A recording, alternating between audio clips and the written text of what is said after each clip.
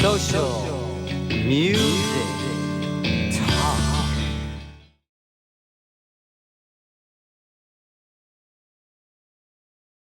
So what do you think about, it seems like in the 90s there's like this lo-fi movement going on where things aren't as produced as they were in the 80s. Well, I think it's just a natural sort of progression. I think the lo-fi, in terms of things sound a little more natural now than they did in the 80s. It got to a point where it sounded kind of glossy and big old slick and big banging, and that's not how bands really sound. Right. Although there's an art and a craft to those kind of records, and I think there probably still is a place for that. But bands don't really sound that way. Do you think the public overall began to see through like all the bells and whistles in production? I think so.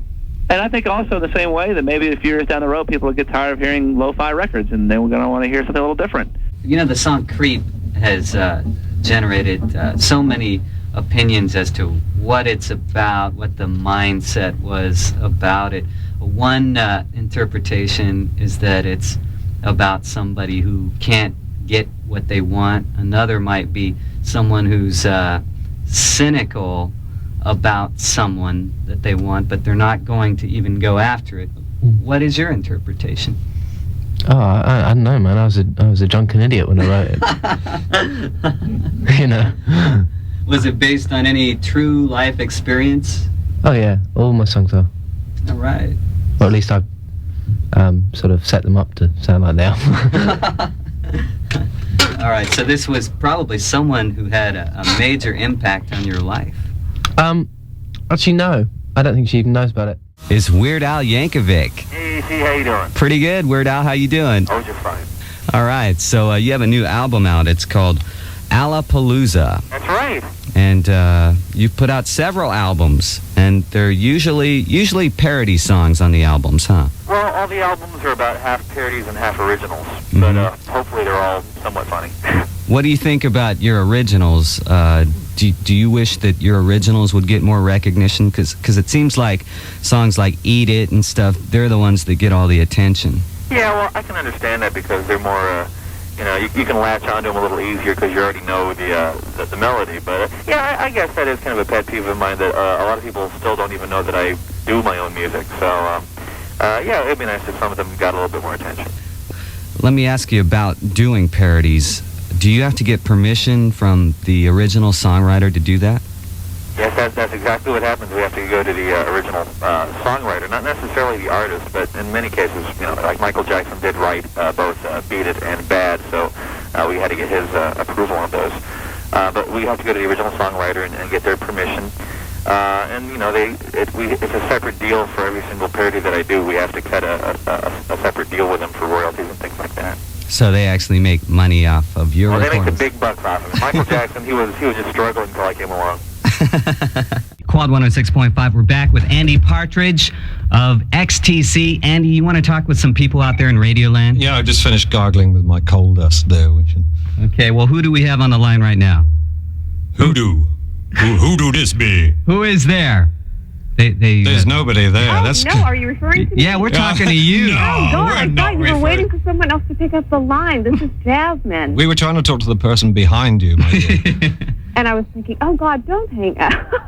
Well, go ahead and ask Andy a question. Anything. I'll admit to anything. Oh, well, Go gosh, on. anything. This is going to be a bizarre question, but I really wanted to know if he could sign a CD for me. Well, if you can get down here in the next 5 minutes, I'll sign anything. Oh, next 5 minutes. It's mortgage agreements, anything. You bring them down here. Well, then I'll just ask a question. Across this ant heap? Yeah, Oh, what is that about? I was only following orders. What's it about? I thought it was kind of obvious, but... well, it is, but I want to make sure that I've got it. Okay, it's about the world and all the people, and when you're a little insomniac and you start thinking about the entire history of everything in the history of everything, it won't leave your brain! That's what I thought, and I said, well, I better verify while I have the chance. Well, I'm more than excited. Probably a little too excited, so I'm going to let you talk to someone else. Well, don't, just calm yourself down and cut out the caffeine, girl, and relax. Thanks a lot, Jasmine. All right. Thanks a lot. Okay, bye. KWOD 106.5, who's this? This is Charlie. It's the same person. Sounds like Hello, it. Charlie. Hi there. I really wanted to ask you a question about another song that I've been wondering about. Yes. Okay. Dear God is like one of my favorite songs. Yes. It really is. And I know what it means, but I was wondering, is that like your own personal view? There's no heaven and no hell, and we have to be as good as possible and have as much fun down here, and cause everyone else to have as much fun as possible, and not let people scare the pants off you with this religious nonsense. Okay. All right, one more. Thank you. Thank you. I appreciate it. All right. One more question. There's Quad a sort of 106.5. church on the air here. Quad 106.5, who's this? It's Rick. Rick, what do you want to ask Andy? Well, we pretty much got the idea what Peter Pumpkinhead did to us. What do you feel about the present situation with politics? Think you can make any interesting songs out of this? Politics is catch-22 taken to the nth degree, because all you can vote for are politicians, yet who'd want to vote for somebody who would be a politician? Minimalism is back, right? Less is more, very much so. Totally. Right. Do you think that if you put too much into the music, it ruins it? I think it can. Depends on how you do it. The more you put into it, the more careful you have to be, because it tends to get diluted that way. Right. Yeah. Yeah, a few just real strong basic power chords can have a lot of punch. You know, it's like the Ramones are a great example of that. So it's not any certain element of music that can get outdated. It's how it's treated, how people approach it. Like, do they come with it with a fresh angle? Yeah. Oh, yeah. Totally. I think that there's a cycle that keeps on going on throughout history where, like, rock and roll in the 50s was really very different, very rebellious. Counter to the mainstream. Yeah, and then the same thing happened in the 60s with the Beatles and the Stones, and then the Sex Pistols were doing it again, and then bands like Nirvana and Green Day and Rollins have kind of been bringing more punk stuff out lately, 9 Inch Nails, that kind of stuff. So yeah, I think music will it trims itself once it gets so bloated, you know. It comes back to something a little leaner, a little stronger, and that's what's kind of happening with punk rock, I think. Yeah. Danny Elfman, how you doing? Hello. All right, where are you calling from? L.A. All right, Danny. So nice to have you with us today. Thank you. Nice to be back. Yeah, and of course you have the new album coming out, Insanity, which is what, May 17th? Yes, I believe that's true. Okay. We'll talk more about that. But first, a lot of people are curious. What are you going by now? Is it Boingo now? Or is it Boingo for sure now? Or is it... Well, yeah, I mean, because we switched labels, they asked, hey, you know, everybody just calls you Boingo, and you call yourselves Boingo. So you want to just call yourselves Boingo on this album? And we said, okay, sure. So, I mean, if you want to call us Oingo Boingo, it's fine. Oingo isn't officially on the album. We always did intend to cut the name in half if we survived past 10 years. And then if we survived another, then we would cut it in half again until eventually it just became Ngo. So we're on our way to that Ngo. Quad 106.5, Alex Cosper backstage with Alanis Morissette. Nice to meet you. Good to meet you. All right. I mean, a year ago when Jagged Little Pill came out, I think you came to San Francisco and you played Bottom of the Hill. Do you remember that experience? Yeah, that was one of the best gigs I've ever had. All right. Yeah. So do you think you'll ever get to do a show that small again? Probably. Yeah, someday. I'd like to. Of course. Yeah. Of course, you're playing at Cal Expo tonight. 14,000 people sold out. Jagged Little Pill, I think, approaching 10 million. At what point in the past year did you realize that this had exceeded your wildest dreams in America? I think, to be honest, the point where it sort of exceeded anything I had hoped for was when we finished writing the record. I mean, there's two distinctly different worlds that I swim in, and one of them is the sort of internal world, which is the writing process and your own evolution and the new chords you learn on guitar or the new lyrics that just fly out of this inexplicable place. And then there's the external world, which is you know, awards and sales and charts. And that end of it, no one can control that, you know. So I don't bank on any of that, to be honest. It's nice, it's gratifying to know you're connecting with a lot of people and there's a lot of energy in the audiences, definitely, but it's not something that I'm motivated by now. I used to be when I was quite little. I thought that was the be-all and end-all, you know, but it's not. So it's I was pretty amazed when we finished it and I had sort of time to look back on the whole process. It was pretty overwhelming. So tell us about My Sister, the inspiration behind that song. The inspiration was the fact that I don't have a sister, and I always wanted one, and I always thought about what it would be like. So I wrote a song about what it might be like to have a sister. Okay. And it turned out sort of sad. It's kind of a sad song. Sad and happy mixed together, wouldn't you say? Yeah. KWOD 106.5 Nirvana with All Apologies. I'm Alex Cosper, and Social Distortion played last night in San Francisco. They're playing again tonight in Palo Alto, and with me on the line right now is lead singer Mike Ness. How's it going, Alex? Pretty good. How are you, Mike? Pretty good. All right. It's been a long time, it seems, since your last album. I guess it must feel good to be back on the road, huh? Yeah, it feels good. I mean, we took a little time off, and, you know, the record took a little bit longer than, you know, we expected.